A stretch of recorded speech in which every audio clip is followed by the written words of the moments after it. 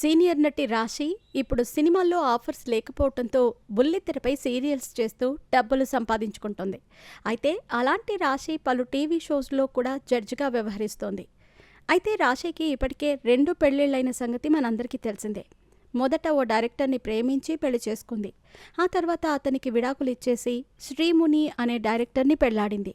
ప్రస్తుతం వీరి లైఫ్ సాఫీగా సాగిపోతున్న తరుణంలో రాశి వ్యక్తిగత జీవితంలో ఒడిదుడుకులు రావటంతో మళ్లీ సినిమాల్లోకి రీఎంట్రీ ఇచ్చింది. అలా రాశి సీరియల్స్, సినిమాలు చేస్తూ డబ్బులు సంపాదించుకుంటోంది.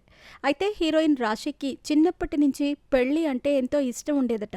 స్కూల్లో టీచర్స్ పెద్దయ్యాక ఏమవుతావు అంటే పెళ్ళయ్యాక మంచి హౌస్ వైఫ్ని అవుతానంటూ గర్వంగా చెప్పుకునేదట.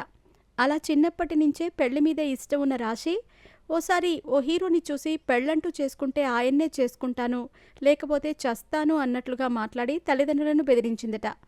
ఇక ఆ హీరో ఎవరంటే వెంకటేష్. చెన్నైలో ఉండే సినిమా స్టూడియో సమీపంలో రాశి పేరెంట్స్ చిన్న టీ షాప్ని నడిపించేవారట. అలా ఎంతోమంది స్టార్ హీరో, హీరోయిన్లు వాళ్ళ టీ షాప్లో టీ తాగడానికి వచ్చేవారట. ఆ తర్వాత ఓ రోజు మ్యాగజైన్పై వెంకటేష్ ఫోటో చూసి రాశి పెళ్ళంటూ చేసుకుంటే ఈ హీరోనే చేసుకుంటాను, నాకు ఈ హీరో కావాలి అంటూ ఇంట్లో పేరెంట్స్ ముందు బలవంతం చేసిందట. అయితే రాశి ప్రవర్తన చూసి పేరెంట్స్ భయపడిపోయారట.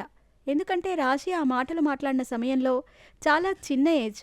అలా తెలిసి తెలియని ఏజ్లోనే పెళ్లిపై అలా మాట్లాడేసరికి తల్లిదండ్రులు షాక్ అయ్యారట. ఆ తర్వాత చిన్న వయసులో ఏం మాట్లాడుతుందో తెలియక అలా పిచ్చి మాటలు మాట్లాడుతుందని పేరెంట్స్ రాశికి నచ్చజెప్పారట. అయితే ఈ విషయాన్ని ఓ ఇంటర్వ్యూలో రాశి స్వయంగా బయటపెట్టింది.